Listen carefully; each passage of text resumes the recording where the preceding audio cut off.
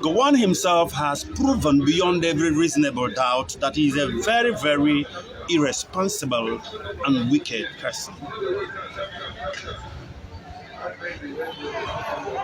In the 21st century, even in the 20th century, even in the 19th century, I'm talking about the modern era, you have a man who did such wickedness and does not have remorse. When people say Igbos lost about 5 million people, I say that's a very wrong figure. Igbos lost over 10 million people, women and children. How did the word Nyamini come to be? Some of our women, pregnant women, had their tummy torn into two with their babies brought out and killed in the north. Some of them were thrown into wells. And it was a woman, a pregnant woman, who was fainting of thirst that just said, Nyemiri, because she was thirsty and she needed some water. She said, Nyemiri. And the Hausas couldn't pronounce it well. They call it Nyamiri. To them, it became a word to slant us. It became a derogatory word to them, and they use it against us. When they call us Nyamiri, they have in mind to say that we are low-class, useless people. But the word Nyamiri is Nyemiri. They killed our people even before the war began. And the same continued when the war broke out. Myself and my parents were living in Benin City then. I was 4 years old when the war broke out. And I can't ever forget how we packed our things and the kind of vehicle that took us from Benin City down to our village, Asia, in Ihiala LGA of Anambra State. You know, Igbos are always everywhere in the north. Because of the distance from the north to the east, a whole lot of Igbos lost their lives. They killed us like Lagos rat before we got into the war, which degenerated into a pogrom, a calculated attempt to annihilate a people.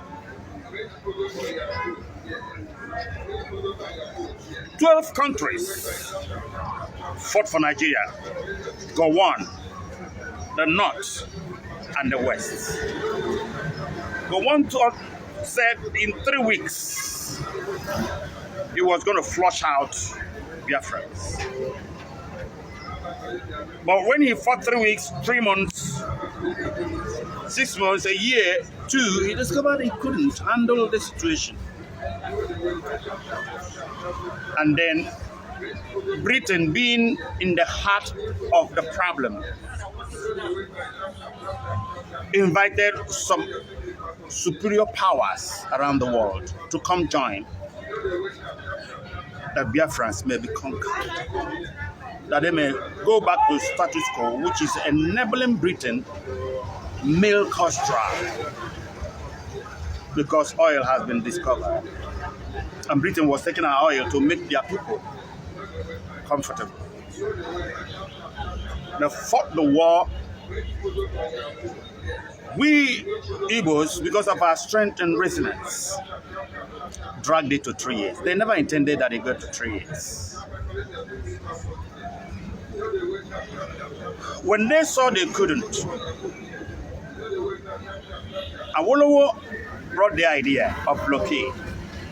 And blockade, through blockade. Of course, there's no people who will survive that. Kwashiorkor came in.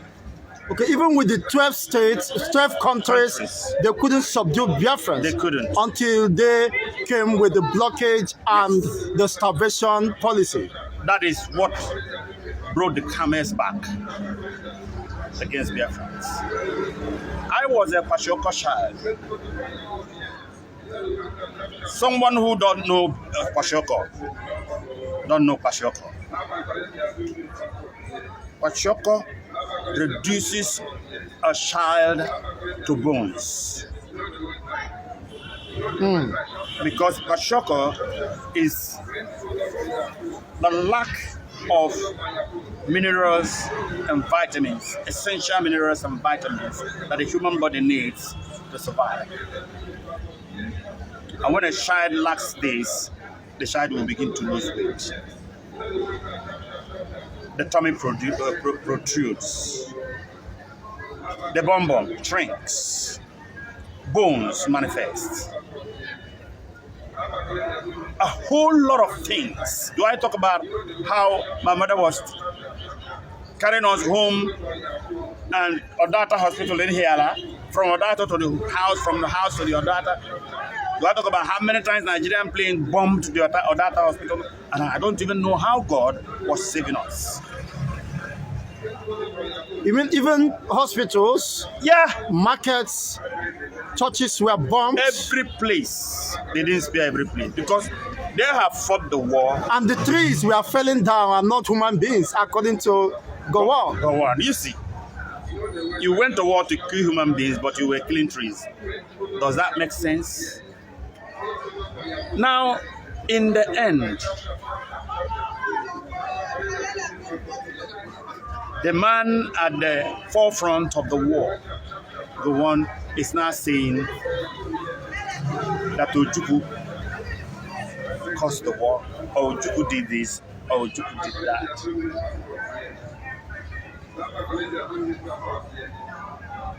Gowon is older than me. I want to respect him, but he doesn't even deserve respect.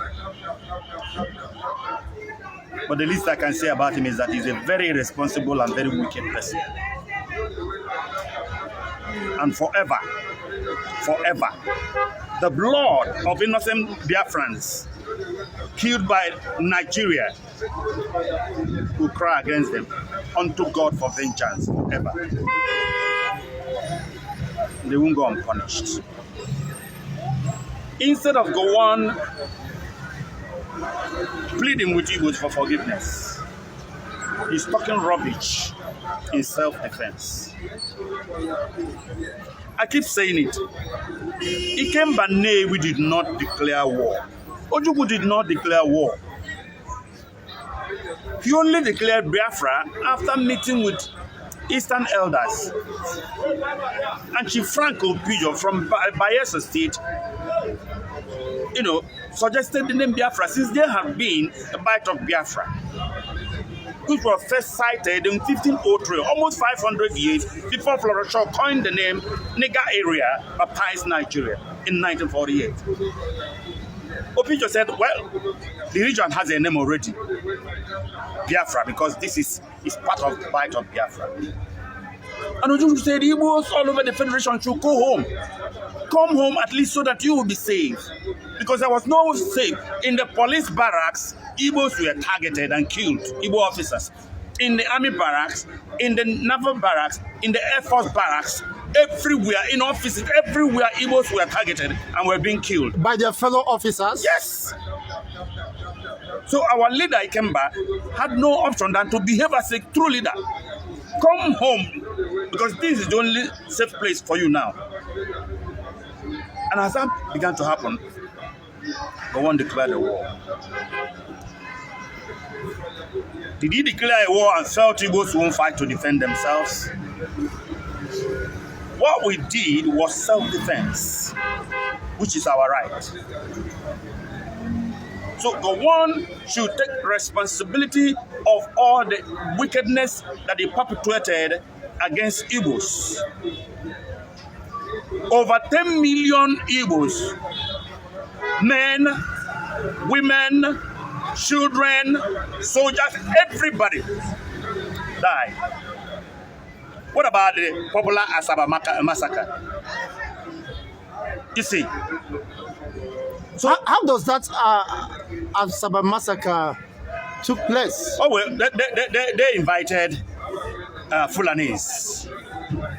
Gowon did invited Fulanis to come and wipe the men away.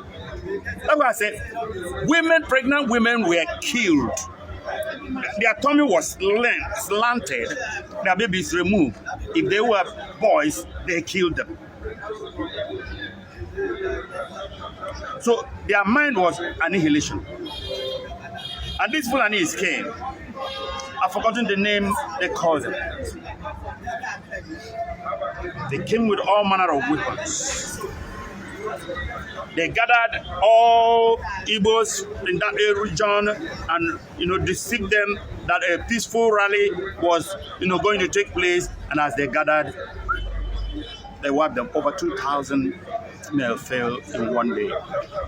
They were wiped off. The popular Asaba massacre.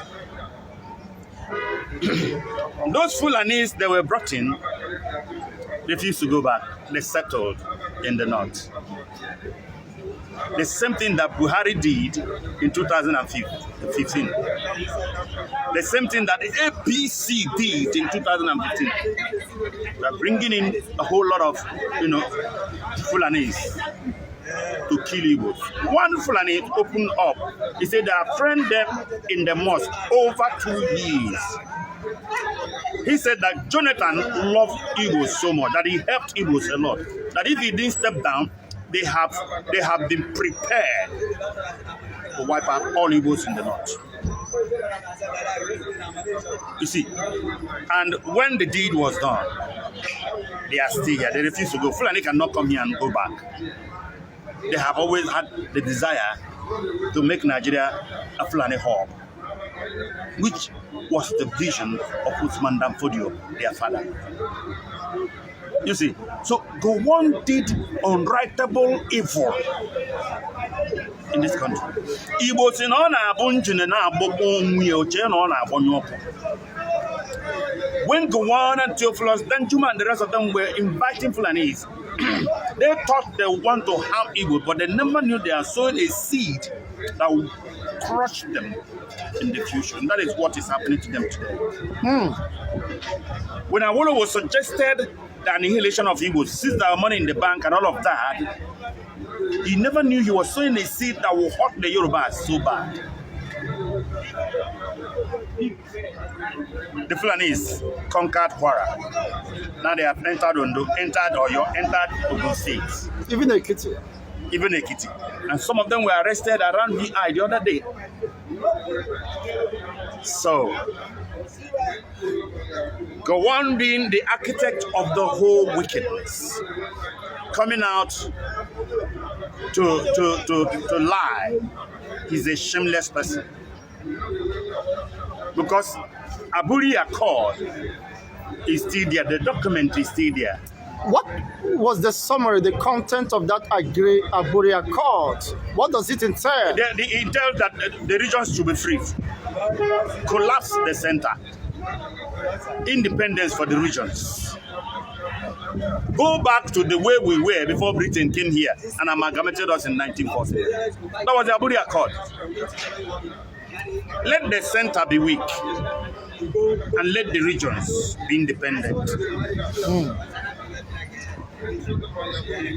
Oba of Benin, the father of Erediawa, was the secretary of the civil service there, and he was part of that journey.